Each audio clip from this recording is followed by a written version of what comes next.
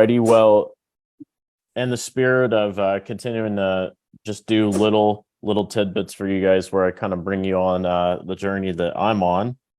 I kind of find like the best thing to train on is just whatever is in front of me at the moment. And then of course, you guys, feel free to ask any questions. By the way, got my 10X sweatshirt on today, so I'm ready to rumble. Got Grant Cardone energy and streaming through my veins. So Nice. Anyway, so one of the things that we're starting to focus more on at Extendly is just better data and analytics with respect to all of the things, but specifically for today's conversation, we've been wanting a little bit more information on kind of like the average number of touch points, at least phone calls, like Zoom calls, especially that are happening on the sales side, that result in, some kind of closure. And so we've all talked about, lead scoring a little bit and that kind of stuff. And I built a little lightweight prototype that I'm kind of testing. This might be something that I, put in our main Extendly account, depending. I'm sure it'll get like refined a little bit from here. But you guys can let me know kind of what you think of this, and if you feel like something like this would be helpful. I'm contemplating, putting together like I don't know, like another bundle, like a little micro bundle, like maybe call it like everything analytics or something like that. Just focused entirely on learnings, and getting better numbers and all that kind of stuff. So I'm kind of trying to imagine a way that this is set up that it could easily be plugged into like whatever system somebody's already using, whether it's one of ours or one of their own. So that's a little bit of the background context on this, but I'll go ahead and actually, before I share my screen, before we jump straight into high level, let me do this, do a little Zoom whiteboard here.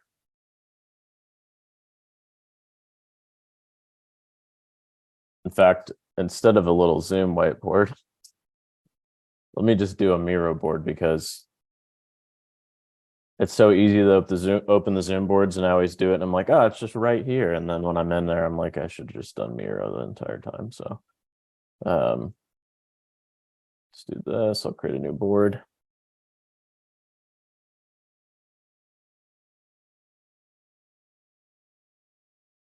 Right. So I'll pop this screen out and share this screen.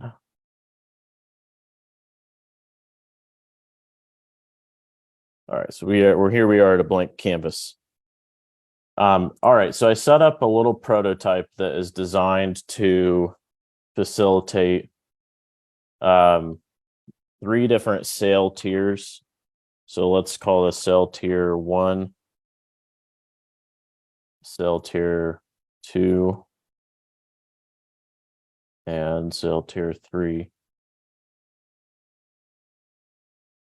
And so, these could be any price point, like it could be different for everyone. So maybe like your entry offer is like $97 or something. Even with SaaS mode, or maybe it's a service. Either way, just an example. And then maybe tier 2, or we're at like $497 or something, right? And then like we can just go with the good old rounded out $997 at tier 3. And so we have 3 sale tiers. And so I'll put over here, this is like our sales metrics. Make this a little bigger. So then we have calendar types, let's say. We'll call it sales appointment types. So everybody does this different, you know. Some people are more flat than others, and they don't really have this tiered out. But if we did have it tiered out, like appointment tier 1, so this would be like, you know, in the IM space, they like to call these setters. So that's like, you know, the first person that you get to, right? Whenever you're selling, then you get to the person that really knows what's up, and they're there to close you. And that's why they call them closers. And so this might be appointment tier 2. And sometimes you even have, you know, somebody in between these. If it's like really scaled out, like most people don't, but if it was really scaled out, you might have almost like a consultative type thing in the middle.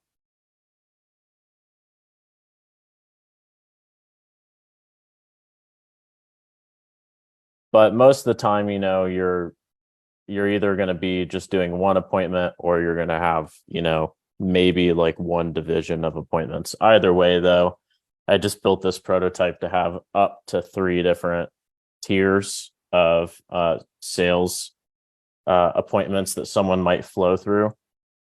And so what happens in this prototype is, if this was a custom field over here, we'll just actually, let me use a different shape for the custom fields. Use like a circle or something like that. And I'll just draw it right here. I'm going to move this down a scotch. Okay, so every time somebody, the idea is that you go into your own system here, and you're like, okay, here's my tier 1 appointments in high level. So these are the workflows where, you know, those appointment reminders fire off or whatever. And so then you simply add a tag. I'll just temporarily use this as a tag. So you add a tag in your existing workflow, and then that fires off this kind of special workflow right here, which takes the tier 1 appointments, and inside this custom field, it just adds +1 to the custom field. And it does this for each appointment type.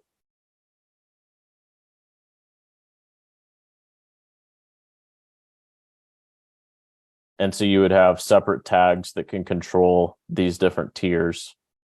So you could just embed those tags anywhere in your system, wherever the appointment workflows are firing off. And so you can basically keep an incremented value. You can say, okay, well, this particular person, they have a 5 value now for tier 1, which means they've had 5 separate sales appointments with us.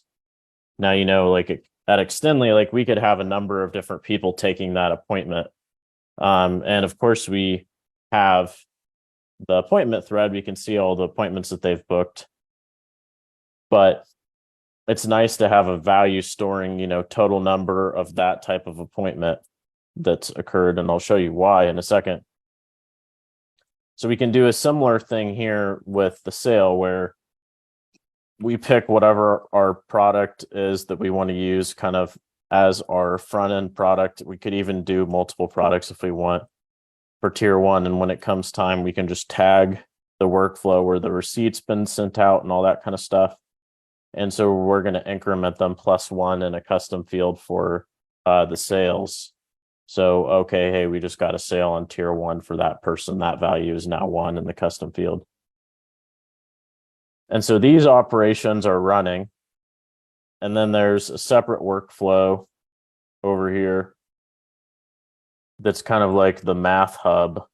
So I would call it the big boy. And this one is listening for any of these custom fields to increment to 1 on the sales particularly.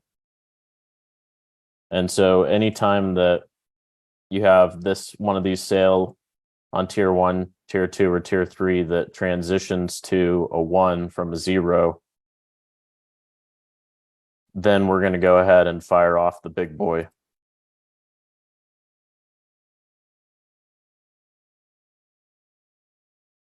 So I'll just kind of drag these over. Let me move this down too so this isn't so chaotic.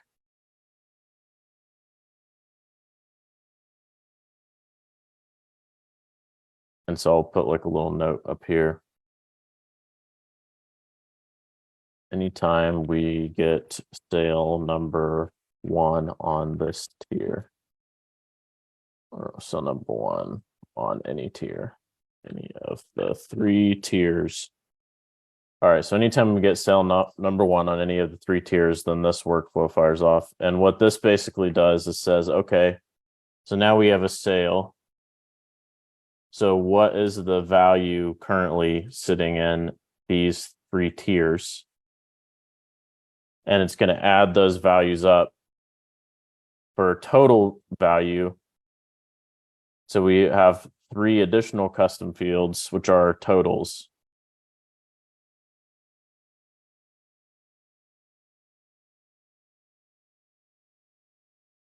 And so that is the output of this workflow, is for it to basically generate these 3 totals.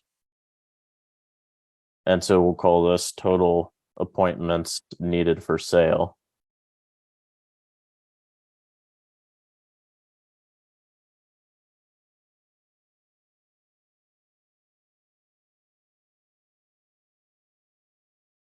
For sale on tier 1, for sale on tier 2, and for sale on tier 3.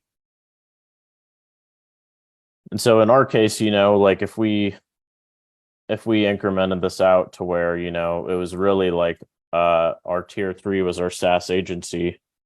And so that was like, 5,000. Our tier 2 is our small business at 997. And then tier 1 is whatever. But especially with, tier 3, we would want to know, like, well, what's the total number of all of these appointment types that we have to get a sale on tier 3? Which right now we don't have a great way of knowing that, just simply because we're not aggregating the data yet. And so that is, does that kind of make sense to everybody? And before I actually jump in the high level to just show you what that looks like, let me see if anybody has any questions, then I can actually show you guys it in high level if you want to see it. Yeah, I actually have a question. If we could just like run through that like flow one more time real quick on the Miro, but are those essentially the same custom value between the tiers and the appointments, or are those 2 separate custom values? Yeah, they're separate. So Okay. I'll show you the flow in high level too, and it might start to settle in a little bit. So that was kind of my question too. So it's not that's not an overall client. It's the business that's accumulating the numbers, not the client. It's not giving the client points, right? Correct. Well, I mean, so a business could run this, or you can run this as an agency. Like agency, you're going to have tiered out products and appointments probably, right? Pressure washing company, they're going to have the same thing. Like they're going to have certain packages that are like really like their top end packages, but they might need to go like do like a roof or a driveway or something like that before they can sell like the mother load package, And so you can kind of translate it into any business where there's appointments needed to close the sale, and then they have various product options, more than one. So these 2 workflows, so this one, so the appointment inputs, so this one runs, see there's just 3 contact tags in the trigger. So appointment T1, appointment T3, and then appointment T2. And so, like to give you an example, if you were using the small business snapshot, the new one, you have the B007 module. And so if there's a sale calendar, like which could be the like schedule a call with us calendar, you could just drop one of these tags, like the T1 tag, into the tag router for B007. So when an appointment is closed, you fire off the T1 tag right here. And so then it goes down here.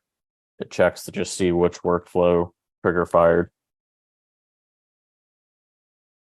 So it's going to be one of these 3 triggers. And so if it was the T1, it's going to go down here to the T1 branch and it's going to say, okay, well, go ahead and take this appointment incremented T1 field and add 1 to it. Because we just had one showed appointment in the tier 1 appointment type. So you would need a different sorry to interrupt. You need a different calendar for each tier then, right? To make this work. Well, you could have 10 different calendars that fall into tier 1 technically. You could pick any calendar, but like in our case, we have individual calendars for like multiple salespeople. Like Beyond has his own calendar, Steve has his own calendar, but like all of those appointment types initially, if we could group them together and say, well, those are all like tier 1, Gotcha. or they're all, or maybe we bring Beyonce in on the close, or something, bring Sharon in on the close for SaaS agency. And so then she's a tier 2, because she doesn't take the front end appointments. She takes like the appointment after the front end. That's not how we have it set up right now, but I built it this way because a lot of people do have their appointments tiered out like this. We're a little bit more of a flat structure. And you could still operate in a flat way here by just like using only tier 1, you don't have to tier them out. Right. Yeah, that's what I was kind of wondering, because like, let's just say if you have like a general sales call, I guess, involving all 3 tiers, and you're just covering like what specific, plan or tier that, the customer wants, then that would obviously add some like complexity if you need to add multiple calendars for each specific tier plan. If that makes sense. No, yeah. So that's kind of what we do too. And so like we would just put everything in the tier 1 because we could still know how many appointments it took total, like to get a sale on any of our 3 tiers. And so anyway, but this workflow runs like every time there's an appointment, so long as that appointment type, you have it tagged elsewhere in the system such that this workflow is kind of like tied to it by the hip, And so those math values will just increment 1, 2, 3, 4, 5, however many appointments. Then you have one that's listening for sales. And this is a tag workflow also. So your other workflows that are taking care of the sale receipts and that type of stuff, like in the small business snapshot, that'd be your B005. And so you could add one of these tags to checkout page, invoice completion, or whatever. Now, if you happen to have multiple products with multiple workflows that are handling different receipts for different products and stuff, if you wanted a little more granularity over like, well, we want to track how many appointments it takes to close on tier 1, tier 2, and tier 3, And you could, instead of calling these tiers, you could also just call them like, you could actually name them by like whatever product it is if you wanted to. But some people are going to have like 4 $100 products, and they're all front end products designed to bring somebody in. And so they're kind of all grouped together in a bucket in that way. And that's what these tiers are designed to be, is more or less like sort of price-based buckets. And at least in our space, the ascension journey is pretty consistent, like with respect to how it manifests in terms of trust, going, for example, from like 97 to 497 to 997 to 2497 to 4997. It's like a pretty typical ascension journey. So anyway, anytime there's a sale in one of those tiers, they get a 1 as well. And then this is the mother load workflow, which is, I just called that for fun, but this is just saying, hey, like, did the custom field that's checking for like the incremented sale value change to a 1? And if it did change to a 1, that's like essentially the first sale. And so then we go through and say, okay, we'll add up all the tier 1 appointments and put them in appointments needed to close tier 1. Add all the tier 2 appointments and put it in appointments needed to close tier 1, and then add all the tier 3 appointments and add them to appointments needed to close tier 1. So we can basically say what's the total number of appointments. Now, if you're only using one appointment type, like we said, it's just these two wouldn't have any more values, right? It would just be always adding from tier 1, which is fine. And so then we can just maintain like an average, across all the contacts, like how many appointments are we averaging to close on one of these tiers.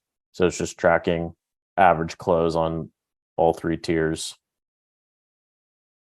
So let's say you have 10 products with different prices. How would you structure that into this? You just would, if you can't group, so you first want to try to group them, into buckets. But if you need more buckets than just 3, you can add as many as you want. You would basically just need 2 custom fields for every additional tier that you add. One that tracks the number of sales on that tier or on that plan or that particular product, and then one that tracks like the total of appointments needed to close on that tier.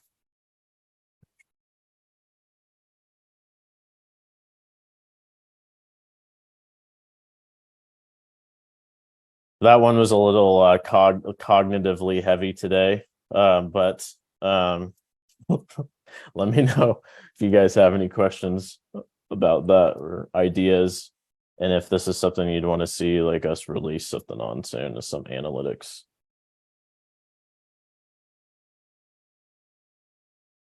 You're It's a muted, little bit- Heidi. It's a little bit past me right now, but, So you could for my immediate use. Sounds good, man. That makes sense. you could still do another value to track all of their like giving them points, just like when they go into a web page or when they anything that they do. That won't mess up this. You could track both. So like every time if they book an appointment, they get so many points. If they, fill out an opt-in form, they get so many points. You could do both of those at the same time. Yeah. If you had like a total lead scored value that, Yes. the biggest thing with that is to just make sure that you have a legend of some kind that you can refer back to. That's like, hey, appointments are worth 1, sales are worth 2, closed appointments are worth more than, where they didn't show, like all that type of stuff. But as long as you can refer back to it and say, like, what does this number actually mean that I'm looking at? Then that you could absolutely do that in tandem with this for sure.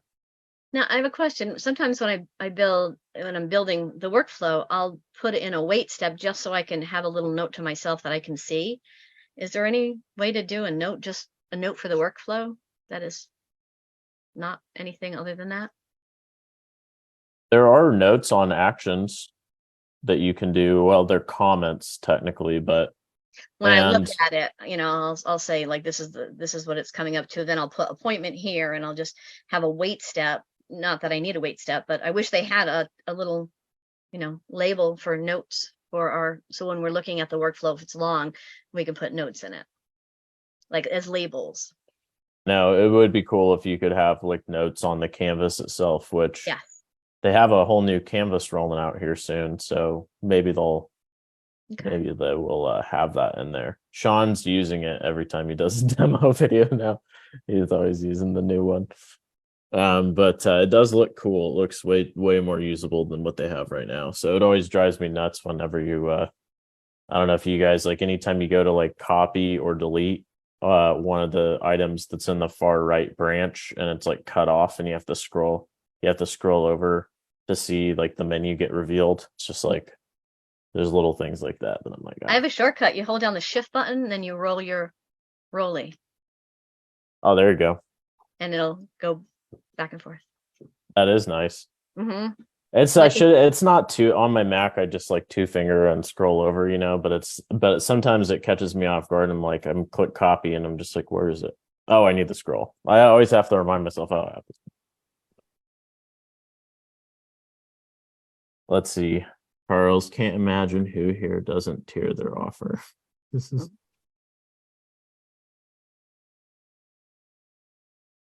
I mean, you don't tier your offer? No. No.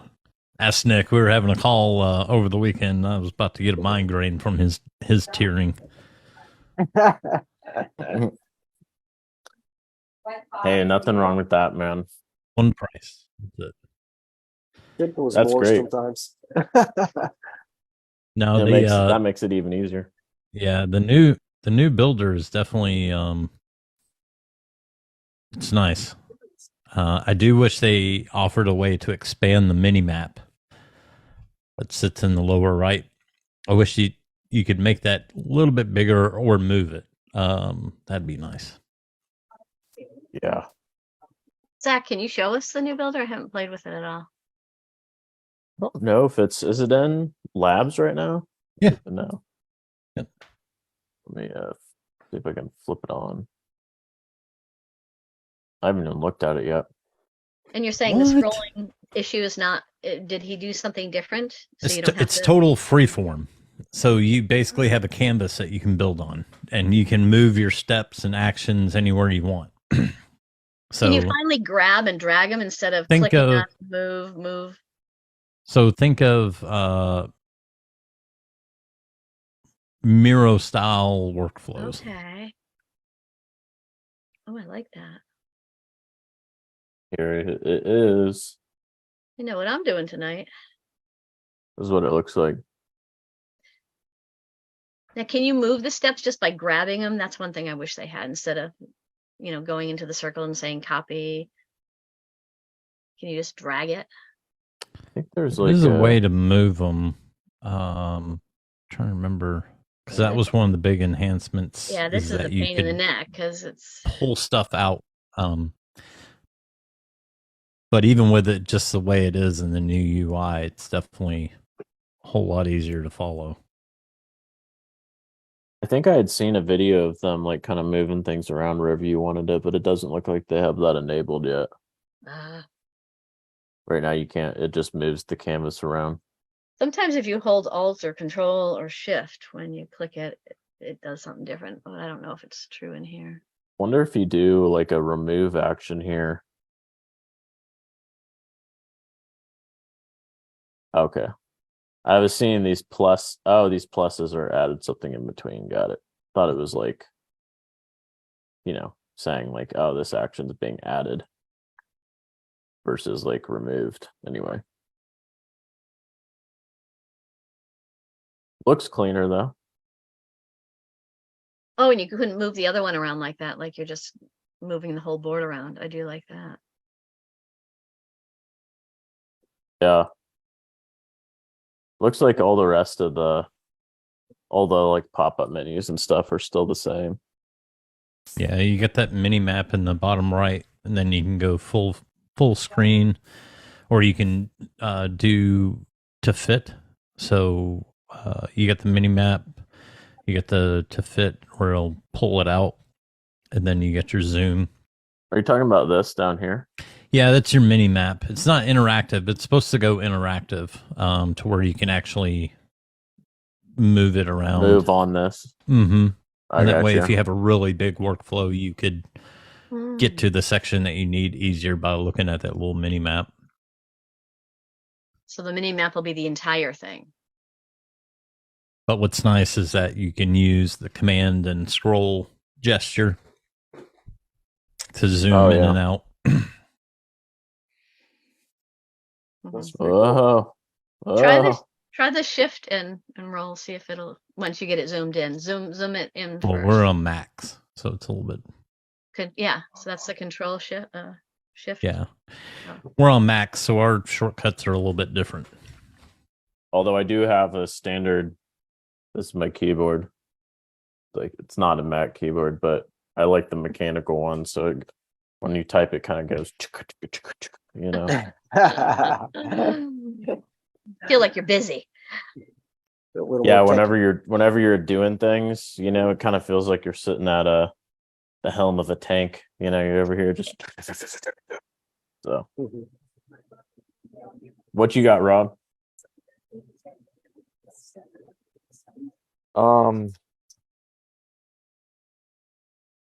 Okay. A couple things for you. So Steve mentioned one thing last week that I just want to kind of confirm to see if it's actually true or accurate, because I didn't think this was possible. So he mentioned that with workflows, you can essentially have workflows disabled for an account. So it doesn't appear in the side menu, but you can actually have workflows that you create for that sub account enabled. Is that true? Like hidden workflows, basically. Like you have workflows, but they can't access them. Well, yes, because I know you can like have workflows enabled at the SaaS configurator level, and then that feature is enabled, but within the actual like workflows, you can hide the like workflows that you create for a sub account. But is there any way to actually have workflows enabled for a sub account while having the feature disabled at the SaaS configurator level? Yes. Yeah, You can. it just modifies their permissions. That's all it's doing. Is so the workflow is still there, but it it disables their ability to see them. Interesting. Yeah, So there's two even if different you're- ways to do it. So you can do it like what Zach's talking about and change the user permission to where they can't see workflows. even if they're an admin of their sub account. Correct. Yep. You can still set permissions even with an admin. The other thing you can do is you can manage permissions at the workflow level. Right. So say you have a snapshot where you're like, okay, this is core competency. Like they do not need to mess with these no matter what. You can lock those to where it's only agency users that can go into it. Right. The They workflow can see it, but they folders. won't be. It basically locks it, and that way they can't change them or update them. And then you could have workflows that way they still have access to workflows to do things that they want to, but they can't edit anything that you've locked, and you can lock it based on user type. So agency or account, admin or user. You can manage the permissions however you need to for that particular case. Got it. Okay, that is great to know because I didn't think that was possible. I thought you could only just enable workflows and only lock like a workflow that you created. So that's really good to know. Cool. And then another kind of question here that's like that doesn't really relate to that, but I'm just kind of thinking for a business that is both B2C and B2B.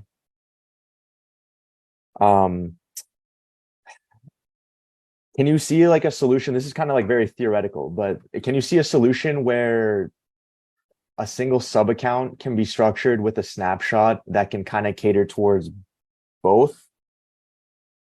That makes sense. I'm trying to think of like a specific example. Like when I thought of this question, this was like last week. So now I got to kind of refer back to it, but. Do you have a business in mind as an example? I did have one and it slipped my mind since last week. I wish I wrote that part down. I don't know. Let's see what else I have here.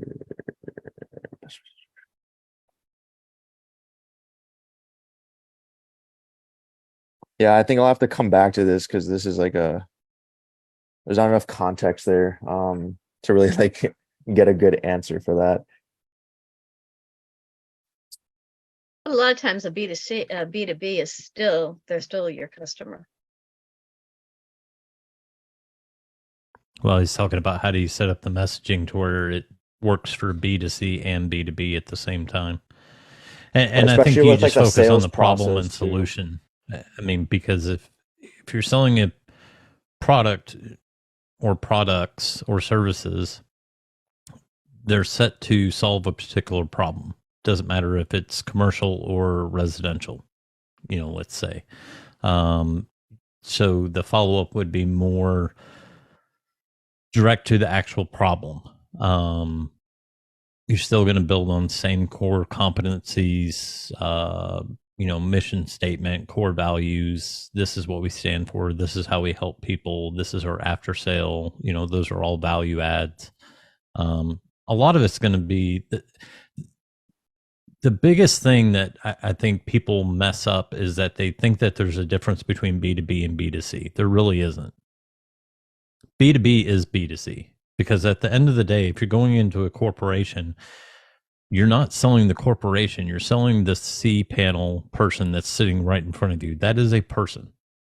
Right. They have emotions, they have values, they will make decisions based on personal beliefs. Anybody that says that they won't is lying through their teeth. They Yeah, just and are. I totally agree with that, because you're absolutely right. Like, there's still people at the end of the day, right? Absolutely. Why But do you in think all terms these of- big corporations are going on TikTok and going viral on TikTok? And Yeah. these are like as white collar as they come. C panel executives on TikTok selling business to business, because at the end of the day, they know that they don't care about connecting to the business. They care about connecting to the people that are in the business. Right. I actually thought of a good example though here. So, for example, let's say like an alcohol business or like a tequila business, right? Let's say that they're selling direct to consumer, right? But then they also want to land like retailers to hold their product. So I guess like from that perspective, could you set up a sub account that could be oriented for, you know, D2C communication and like that solution versus also, you know, a sales team or communication specifically for, you know, retailers or wholesaling? Yeah, I think you could just tag them to separate them. Should be based off tags, right? And then different communication for each. Yeah, there's just the messaging that I would Mhm. imagine the messaging is predominantly what's different, just because somebody that's wanting to buy, like, you know, a truckload of tequila has different motivations than someone that's just wanting to watch Love is Blind and you know, fall asleep in front of the TV that night. Right. And then obviously like calendars potentially with a sales team, like that wouldn't apply to the B2C side. So yeah. I think it comes, you know, I think you can either keep it really simple, or you can make it really complicated. Really simple would be like, okay, if I'm a liquor distributor, I sell to B2C, but also B2B. Okay, so they come in, they request information on buying tequila. Say, great. Are you looking to purchase a, you know, less than 10 or more than 10? More than 10? Great. Here's where you can schedule an appointment, talk with one of our distributors, whatever. If it's less than 10, awesome. Here's a link to our e-commerce site where you can go online, find more information. So you could just use conditional logic. It just depends on how simple or complicated you want to make it. Right. Yeah, that makes sense. When I'm building, they really have all the same workflows. I put them actually in the same workflow. I just say what, you know, either they're tagged something like business or commercial or person. And then, sorry, it's my phone. And then I'll send them down one of two legs. So I'm making all the messaging in the same place. I'm just changing the messages. And then they're going to the same place next. And then they're just going to, are they a business or are they consumer? And then the same thing. So I don't miss any steps. And if I'm changing anything, I'm all in the same workflow. It's just the beginning of every single workflow, I'm asking, you know, which side do they go down? Because all the steps they're going to have all the same steps. It's just going to be messaging a little bit different. Right. Yeah, I'm also thinking like for the full scope of the customer journey too. Like, for example, like taking in leads or communication like inbound, right? Like you want a solution specifically for the consumers versus, you know, businesses or wholesalers. Or But the commercial steps would be side. all the same. It would just be different messaging and Right. different. Yeah. Yeah. Okay. That was just interesting to ponder, but yeah, I appreciate all your guys' input. Analysis paralysis. Get out Yeah, of I'm guilty of that for sure. it. Get out of it. Last thing I had a question on, Zach, is with regards to the snapshot issue. I know there's an email exchanged, like between us and Patrick.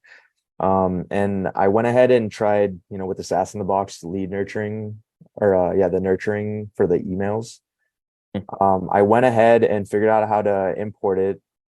And when I imported it, the same issue happened again. So now I have like double a stack of like those blank templates outside of that folder. So I don't know what we need to do so that gets solved. Yeah, we had one other person have this issue recently.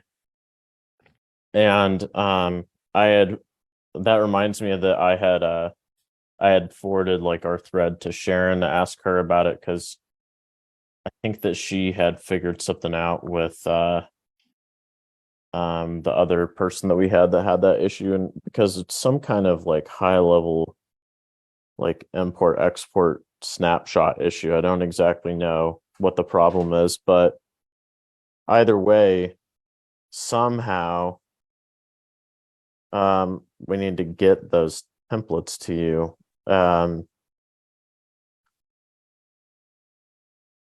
Would it Let be me s- easiest to create another snapshot with just the templates in there?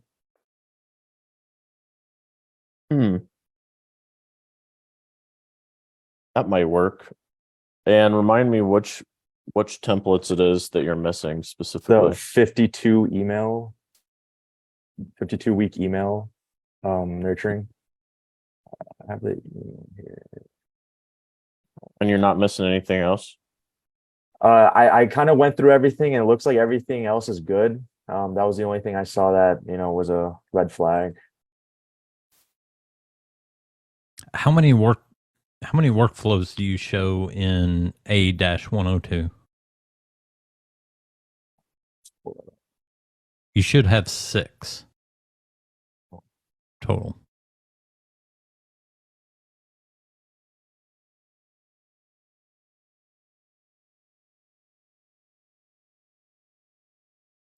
The account. You said for workflows? Workflows, you should see a folder A-102 nurture campaigns, and Yep. you should see 6 workflows in there. 2, 3, 4, 5. Yes, 6. Okay. Well, at least you got the workflows. I'll try that idea of snapshotting just those assets and see if I can get those over to you that way. Yeah, that issue has been a huge pain. I don't know what's going on with that. Yeah, it's interesting. And like the first 12 actually seem to be okay, but everything after the 12th one, like it just messes up and creates like a blank template outside of that folder. It's weird. Yeah, it's the 102-2 nurture emails folder.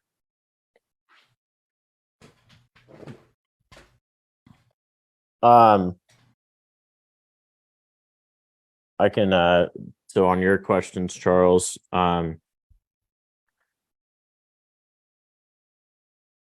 think that Quick Start 2.0 should go for QA this week.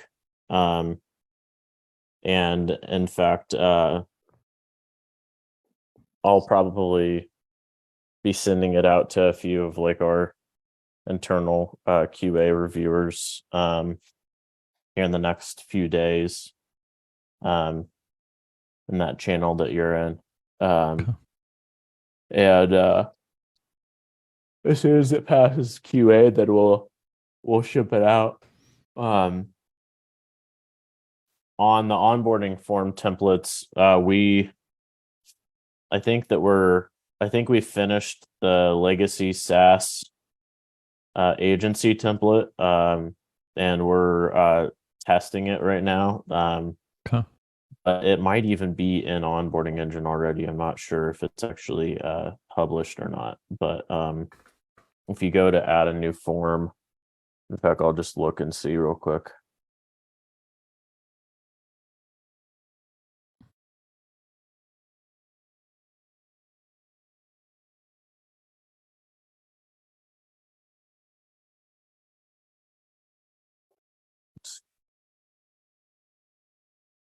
Yep. It's in there. Yep. So we are working on the small business one, the old small business one right now. So I Awesome. don't know exactly what the ETA is, but I don't think it'll be beyond this week, I would imagine. Be good. Um, Yeah, that and the well, I guess if the new quick, so that one would work also for the legacy quick start. Because I'm just trying to get rid of my other, like I've got some accounts are seeing, I have a lot of accounts that are seeing 2 account setup links yeah. because they're on the legacy, but then I've got the new one to show on every location. Which when they click it, it doesn't do anything because there's not a form assigned to them. But No, that makes sense. Yeah, you're right. You could use the small business one for the quick start one. Okay. But we'll probably still put the old quick start in there. I would imagine, but it's all the same. So I know we used the same onboarding, legacy onboarding for the ultimate small business and the quick start because the values were the same. yeah, the old quick start's just like a few pieces of the small business type Yeah, stuff. that's it. Yeah, here's a calendar, here's a checkout page, here's a couple things, and that's pretty much it. Yeah.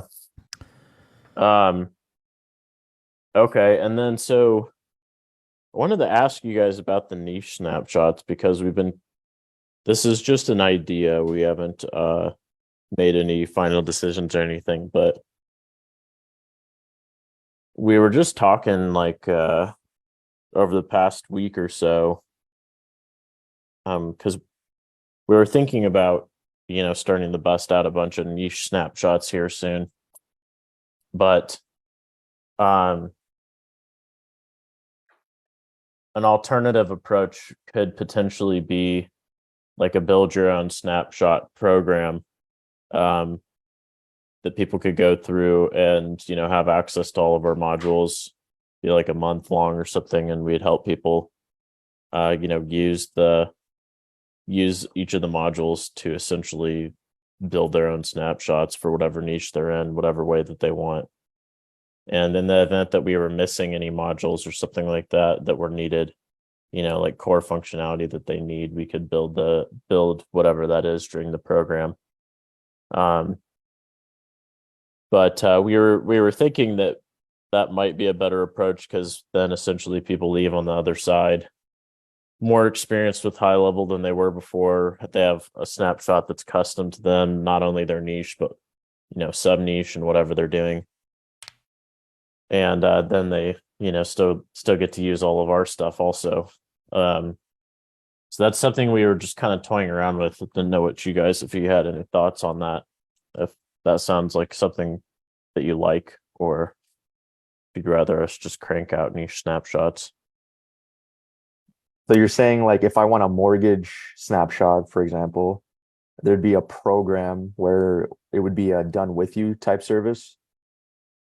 Yeah, like probably 4 weeks, probably like at least one call per week, like Zoom call with whoever is in like the class that month. So like a group call, probably take on like a maximum of, I don't really know, 2 niches per month or something like that. 3. Well, this something would be like that. 1-on-1 instead of just a big group where people are building. It'd be a 1-on-1. No, we're thinking about a group. Group. Yeah. I think like in some respect, like the 1-on-1 would be more helpful, but in other respects, Yeah. it's like when people get to sort of bounce off of each other and hear what someone else is doing in a different niche, like it kind of gives them ideas and stuff like that, like which makes me think that their output might actually be better in the end if they did it in a group rather than just 1-on-1 with us. Yeah, I Plus, like if the it was group better. 1-on-1 with us, I don't know if we could actually sustain it, to be No. honest. I know for me, I mean, I guess when I think about it,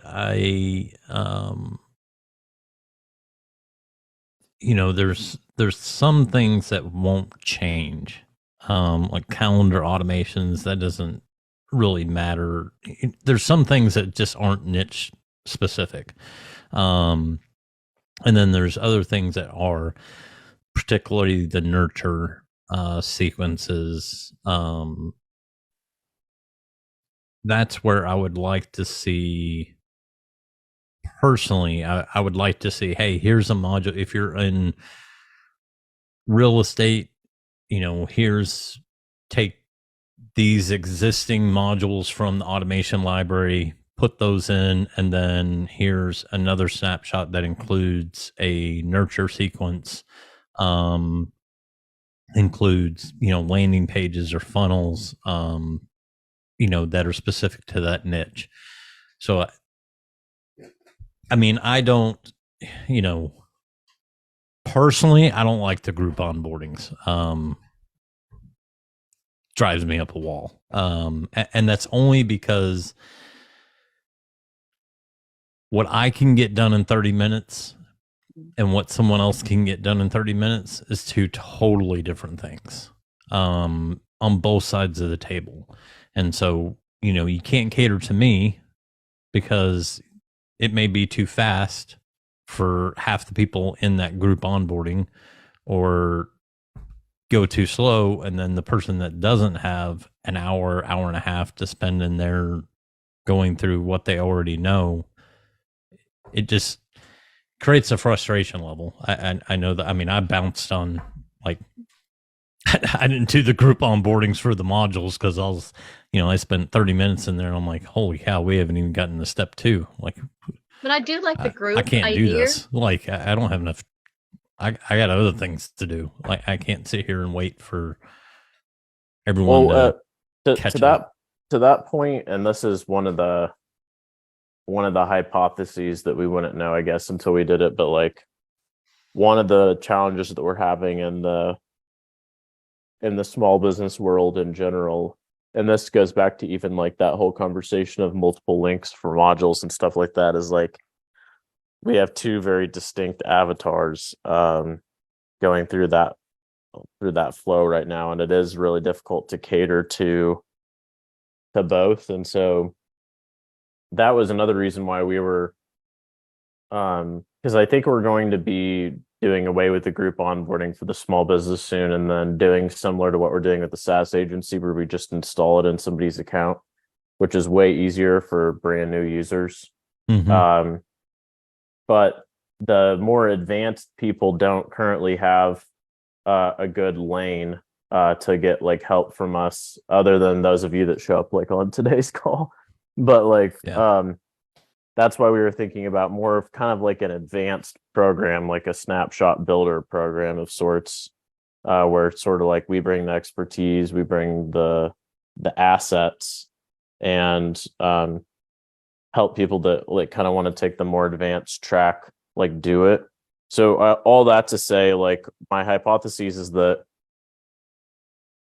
anybody in those, there might be some beginners in there, but we even were thinking about kind of pre-qualifying people for that, to make sure that, it's like they don't need to know everything about high level, but like we do want them showing up kind of with like a baseline level of knowledge, which isn't the situation on those group onboardings for the SBS. People are all over the map on that.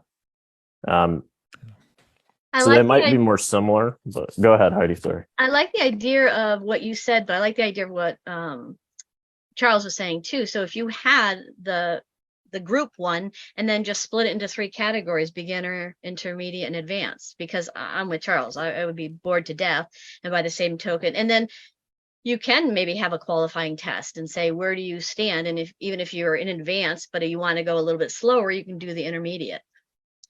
Do you know what I mean? But you have some kind of standardized test where people can see, well, you kind of fall into this, but it's your choice which of the 2 you go into, but you might have to fall into the slower one, or they'll still have the option to fall into the slower one, because I think then it would be very exciting for the advanced users, and it would be very good for the beginner users too. So kind of, I agree with you both.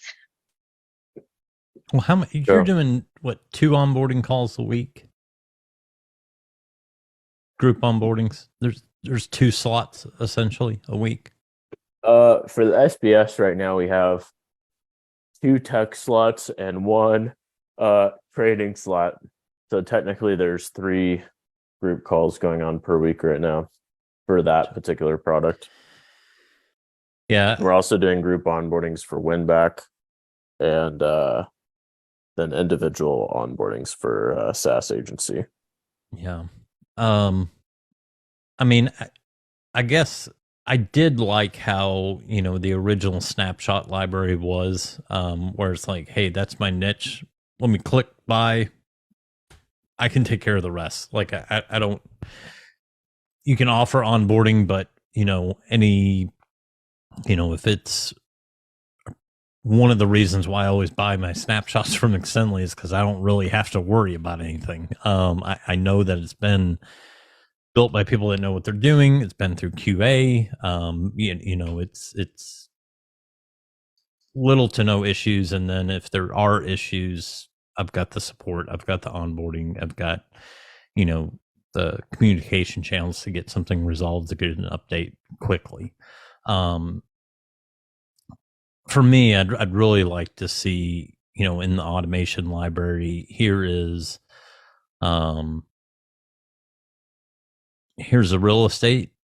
These are pre-requirements. You have to already have these modules. If you do have these modules, click here to check out for this. If you don't have these modules, click here to get the entire. So basically you have 2 snapshot links. One with everything needed for that particular niche, and then one just with the add-ons, assuming that they already have the core modules. Sales, administration. That's kind of how I guess. Oh, so you're thinking like small business core plus like niche niche modules. Yeah, so you would say, okay, let's do the phone administration, let's do the so here's kind of let me just do this.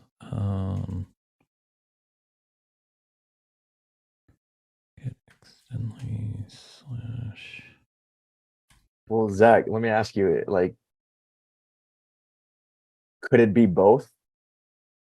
Like with your idea, like rather than an or, could it be both? Could you have a product of a done for you snapshot or modules that are niche, and also have a service that's done for you if they want to do additional like custom changes to it? Yeah, maybe.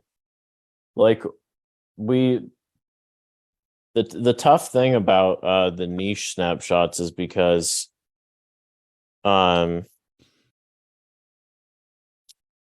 don't know, it's one of those classic things, like if you teach somebody how to fish, then they can catch a lot of different types of fish, but if you hand them the net with the fish in it, then a lot of times like they don't know how to use it. And that's kind of like thinking about like medical industry or something, or even real estate. But it's like I used to have an agency in the medical space, and it's like the chiropractors that are running like decompression are oftentimes like have very different flows than the ones that run like red light therapy. It's like, okay, red light therapy doesn't have like an ROF procedure and a pre-consultation, but like decompression therapy requires x-rays, requires, blah, blah, blah. Some of them are doing nutrition, and so then they have blood work on the front end. Like there's all these various different variables. And to some degree, like every niche is like that, like home services, like I was talking about earlier. You have like some people that are like dead set on, like driveways is like my front end, and then other people are like, well, roofs are my front end, and then it's like, and so what we end up doing with niche snapshots is building sort of like an abstraction layer that tries to like meet everybody where they're at, and they're sort of like sub niches of that niche. But then they oftentimes need even more hand holding than the people that just bought like the small business and learned how to use it for like whatever they were using it for. So the thing we're concerned about is like It's more work for us. It seems like people are less successful with them at the end of the day. And it's a lot of like support and troubleshooting. Is it better for us to, like, we don't want to be in the like custom work done for you space, where it's like, hey, you want a snapshot, we'll build it for you, you know? And even like the building it with you is a bit of a gray space for us, but it's kind of one of those, like, if it ends up being better for people because they leave with something that's like, they know exactly how it works, they had a hand in like building it so they can deploy it right away, you know, is that like, they're probably going to be more successful than if we just handed them like, you know, home services snapshot and was like, okay, here you go, you know, type of thing.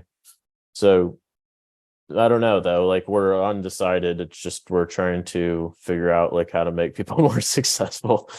So Well, and so like what you know, I'm just thinking from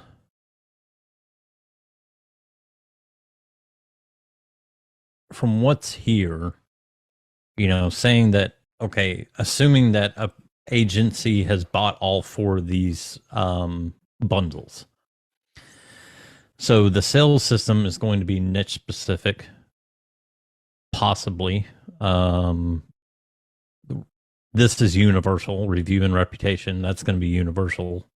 And then conversation management, that's going to be universal from how it's built, because it's just an autoresponder is basically all it is. The admin, same thing. You know, these are very generic, really. So if it's like, okay, if I have those 4 modules, what module do I need on top of that to create this health and wellness snapshot? Or what do I need for a universal business coach? Keeping in mind that it's still universal. It's not going to be like down to an absolute sub niche, but at a very high level, here is a niche snapshot, health and wellness. I mean, this one includes all sorts of stuff. I mean, this was going to be a pretty big snapshot as far as websites or landing pages that were included in it, but it covered a multitude of health and wellness. Insurance agency, same way. So that's what I mean. Yeah, like you guys have went to the approach of modules that you can build off of, right? So like I think that's absolutely fantastic. And then you built it in a way where you could add on to that core those core modules, which is great. So in terms of like utilizing that system, and obviously it's through the tag router, you could definitely create niches of modules to connect onto that, right? But then you do bring up a very valid point that within each niche, there are, you know, a lot of different Nuances. Yeah, completely in everyone. So I don't know if they're like, maybe you could create like niche modules that are universal, kind of like Charles said, and then have that done for you service to take it to the next level of granularity, to do a done for you, to really customize it towards what they want, you know. If they want that service, right, it'll be an option if they purchase the snapshot, that universal niche module, and then move into, you know, the potential option to do that service. I think that could be a potential solution, but yeah, it's definitely kind of a tricky thing to put a product or service out for. yeah. What about putting Another, together like a recipe and then have it so if they there might be a little add-on like for real estate with that includes all of the emails and websites or whatever you need to add on. But if everything can be a recipe, people can figure out how to either do it on their own or just add this little piece to that recipe. Because you had talked about recipes before, and I like that. that is very much kind of how I've wanted, like the direction I've wanted to head in. One of the other thoughts was like, if we did do like a BYOB program, you know, build your own bundles. Tequila. Yeah. like you know, it would be a bit like, okay, so you know, if we have, I don't know, like 10 different agencies come through that are building uh you know, chiropractic bundles or real estate bundles or something like that, like, you know, we can use those insights to kind of like then accumulate like, hey, here's sort of like the abstraction layer of what we've seen people that are actually in the, like, agencies that are in this space, you know, like doing with their snapshots. Else, you know, like essentially with the niche snapshots, you know, like we know how agencies work, so it's like you guys are our target, you know, but like when you're building like a work stream for like a chiropractor, like a plumber, you know, it's like to some degree all that stuff is the same, you know, but there's again those like nuances where it's like really helpful to have, you know, like several folks from that actual space that are in the weeds, like on that particular space, kind of bring like the newest information to you on like what is working for them, what's not, and all that kind of stuff, so that you're not just building something that's totally out of touch with what's actually going on, you know. And thankfully there's a good number of Extendly customers like all over the map on various different niches and stuff. So my thought was like, we have to figure out how to, like, you know, partner up with the people in the community to get like really good niche snapshots, like if that's what we're gonna be rolling into next. Yeah. And I think, I mean, I think it comes down to how, you know, if you're SWAS or you're SaaS, you know, and if you're SWAS, yeah, you're going to want something that kind of lends itself to the nuances of your niche down offer.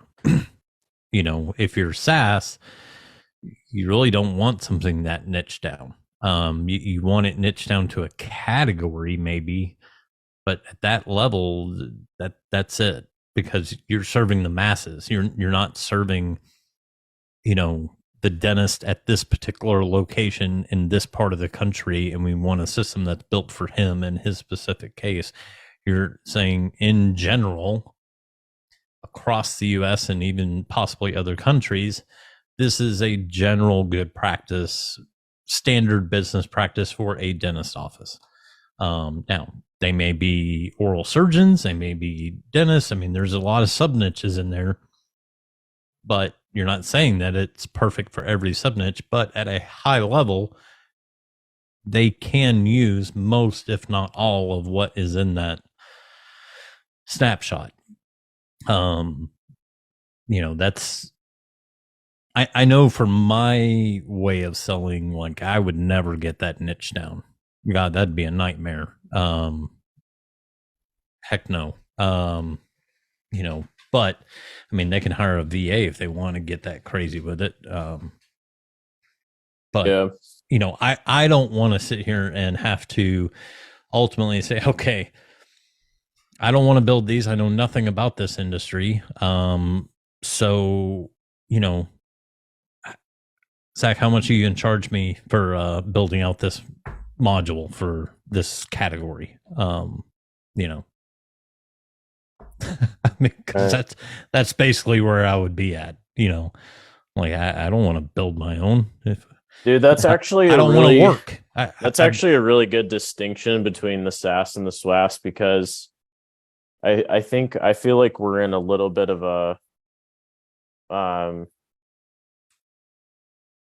we're just in a position where like there needs to be probably different decisions made on the products that are supporting like those two separate kind of, I'm gonna just say verticals, because we're dipping our toes in, you know, and like it's a different ball game.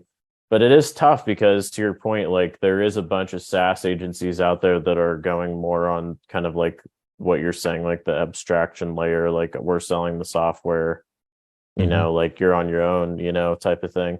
And then, but there's like you know, there's the other folks that are like, instead of going wide, you know, they're like deep, and and there's serious money in that too, so, and I don't even care, like whichever way somebody wants to go, but I'm Well, like, realizing the in my way mind I need to have this structured a little different Yeah. for these folks, And so the money's there either way. It's just two different ways of getting. So like now that I've built this SaaS brand to where it is now, what we just accomplished last week is, I bought into a virtual assistant company.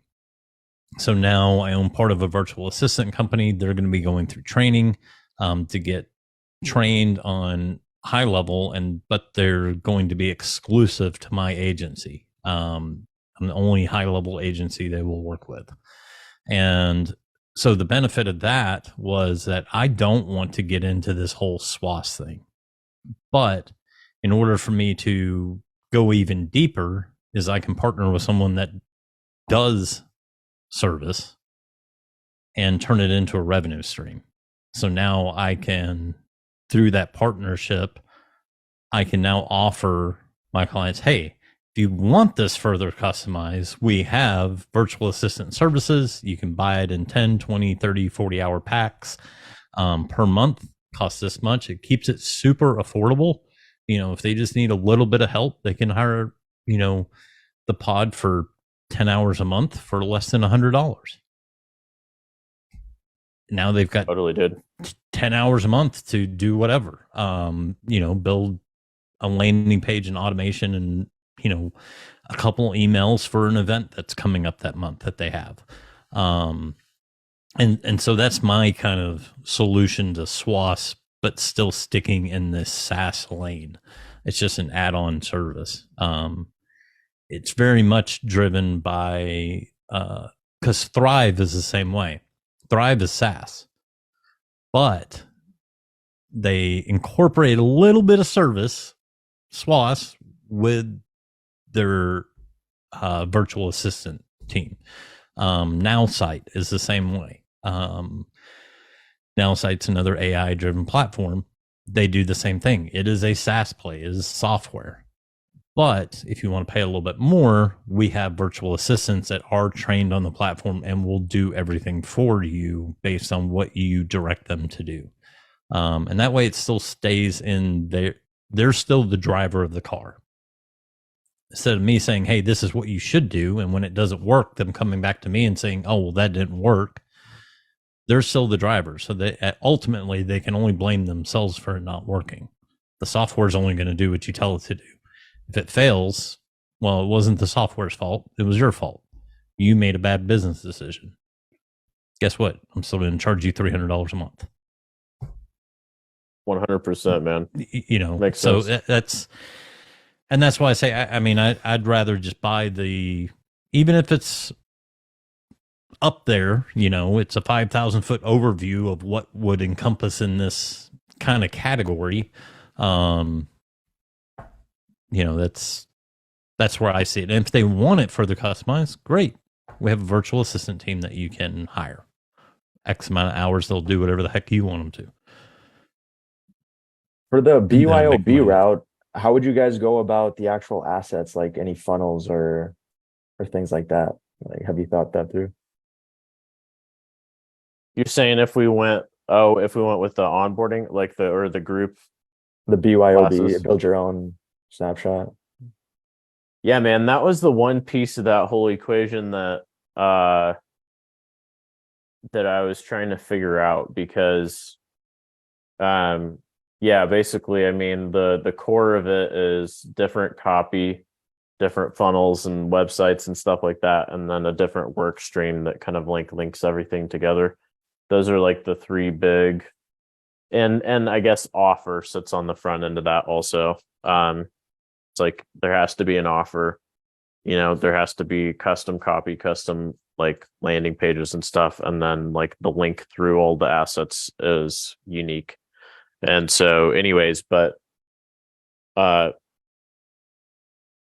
like there's, through the right tools, that we could provide people with a pretty clear path to doing everything then and there themselves, with the exception of the the funnel part of the equation. And so yeah, that might be, I don't know. I mean, AI is almost to a point where we can, and there's some stuff worth testing that maybe would allow us to do it then and there thing with funnels too. But we'll just have to see. Yeah. So, but To Charles' point, like, yeah, I think the delineation between SaaS and SWAS is definitely like necessary to think about, especially from this perspective. And then again, like, I don't know, just intuitively, initially, a solution does seem like you can create a generic snapshot of like the overview, which will actually satisfy the SaaS people too, right? Like Charles. And then you have that additional add-on service, I guess, if you want to BYOB, but really make it granular and like fine tune it to what you want, and then have that be the next step for the SWAS people. So that's just like my initial thoughts. yeah, man, that's good. I'm glad I had this conversation with you guys. This is going to help me. I feel like, level up's coming around the corner here, and think just well, and that's the other thing. So depending if when it comes to like funnels and websites, there may be a huge game changer coming out in 2 weeks. Yeah. It's coming. It's just a matter of when with their AI builder. Yeah, I feel like I need to probably not make any like hard decisions. I wouldn't make any decisions I on anything till after level up. That's kind of what I'm thinking too, man. I think we're just gonna keep trucking here. Because there's a lot of things. WhatsApp will go into public beta by level up. It's already in private beta.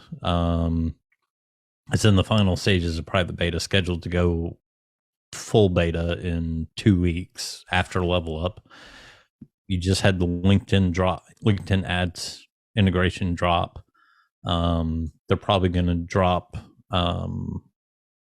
SaaS configurator upgrades. There's going to be more AI integrations coming. They already dropped another intent model. They're probably going to be dropping a couple more. And then there was the conversation at Town Hall last month about this supposed AI builder for funnels and websites. Now, what the heck that's going to look like, who knows? But yeah, I mean, it could drastically change what you even have to build.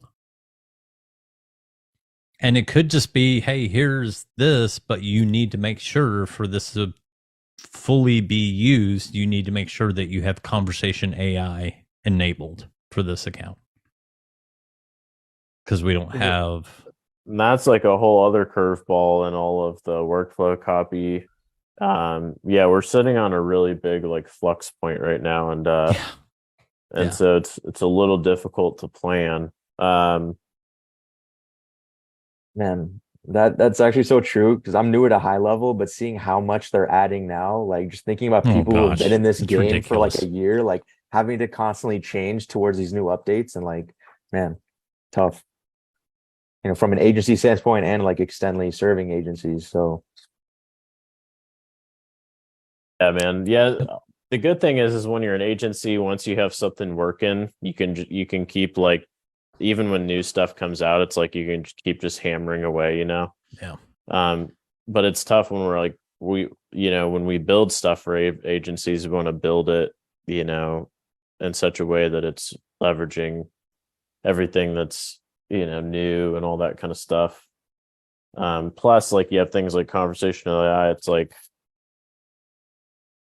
it's now like the competency is in not writing the workflow copy or setting up the structure of those touch points and stuff, as it is like training the AI knowledge based stuff, like structurizing like that data. And so it's like we'd be playing a completely different game, doing that than building workflows with copy in it and stuff like that. So it's like, I'm just really curious to see how this shakes out. I think it's safe to say it's probably best not to make any decisions until after level up.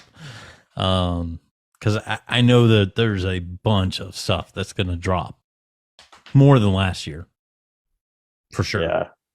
Oh, And there yeah, was a for bunch that sure. dropped last year. And last but- year, Sean already had to go like, so we got this great new update, and here it is, and da-da, Oh yeah, it was crazy. Yeah, million miles an hour. He's like an yeah. auctioneer, like list, like rattling off the high level updates.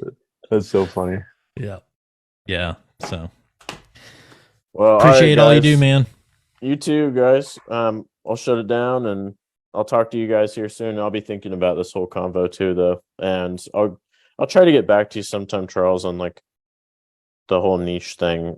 I don't know if I'll have an answer this week, but That's probably fine. like right after level up, I think we'll know what we're gonna do with that. So Yeah, my biggest thing that I'd love to get is the legacy ultimate small business onboarding engine form, like that template, just because it would clean up my left menu and probably Yeah. I'm sure I'm not the only one that's like, okay, which one do I put there? no, for sure. That And that thankfully, way, that's pretty lightweight. I can totally for us. pull that out and not have to worry about support or onboarding getting going into that old portal anymore. So Yeah, that makes sense, man. Oh, also Zach, for the email nurturing, just to remind you for that, if you could, I don't know if you want to send me the snapshot with those or how you want to do that, but please. Yeah, man. Well, yeah, man. Let me send you give me a tiny bit, and then like probably tomorrow morning I'll send you the snapshot link and my calendar link too. So because if you run into any issues again, like if the snapshot link doesn't fix it, let's just jump on together and I'll figure out how to get that stuff to you one way or another. Perfect. Appreciate it. You got it, man. Thanks, Zach. You always bring the fire. Thank you, Heidi. I'll talk to you soon. Do you want a proven way to increase your lead generation on your website and sales funnels, as well as add an additional revenue stream to your agency?